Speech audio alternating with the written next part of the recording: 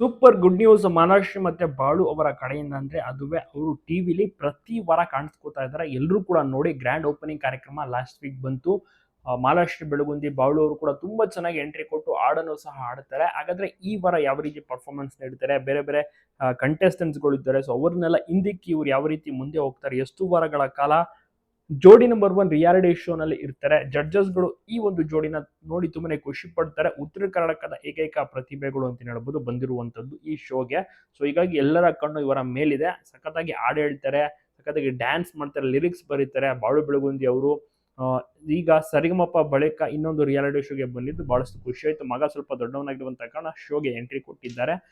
ಮಾಲಾಶ್ರೀ ಅವರಿಗೆ ಇದೆಲ್ಲವೂ ಕೂಡ ಹೊಸದು. ಕ್ಯಾಮ್ರಾ ಆಗಿರ್ಬೋದು, ಲೈಟಿಂಗ್ಸ್ಗಳು, ಶೂಟಿಂಗ್ಗಳು, ಜಡ್ಜಸ್ಗಳನ್ನ ನೋಡಿ ಸ್ವಲ್ಪ ಟೆನ್ಷನ್, ನರ್ವಸ್. ಯಾಕಂದ್ರೆ ಅವರ ಮುಂದೆ ಎಲ್ಲವನ್ನು ಕೂಡ ಮಾಡಬೇಕು, ಟಾಸ್ಕ್ ಪರ್ಫಾರ್ಮೆನ್ಸ್ ಗಳನ್ನ ನೀಡಬೇಕಲ್ವಾ. ಸೊ ಹೀಗಾಗಿ ಹೊಸದು ಮಾಲಾಶ್ರೀ ಅವರಿಗೆ, ಬಟ್ ಹೊಂದ್ಕೋತಾ ಇದ್ದಾರೆ.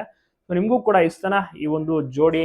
ನೀವು ಕೂಡ ಸಪೋರ್ಟ್ ಮಾಡ್ತೀರಾ, ನೀವು ಕೂಡ ನೋಡ್ತಾ ಇದ್ದೀರಾ ಜೋಡಿ ನಂಬರ್ 1 ರಿಯಾಲಿಟಿ ಶೋ? ತಪ್ಪದೆ ಕಮೆಂಟ್ ಮಾಡಿ. ಗೆಲ್ತಾರ, ಏನಾಗುತ್ತೆ, ಸೆಮಿಫಿನಾಲೆ ತನಕ ಆದ್ರೂ ಬರ್ತಾರ? ಎಲ್ಲರೂ ಕೂಡ ವೆಯ್ಟ್ ಮಾಡ್ತಾ ಇರ್ತಾರೆ ಪ್ರತಿ ವೀಕೆಂಡ್ ಈ ಒಂದು ಶೋ ನೋಡಕ್ಕೆ.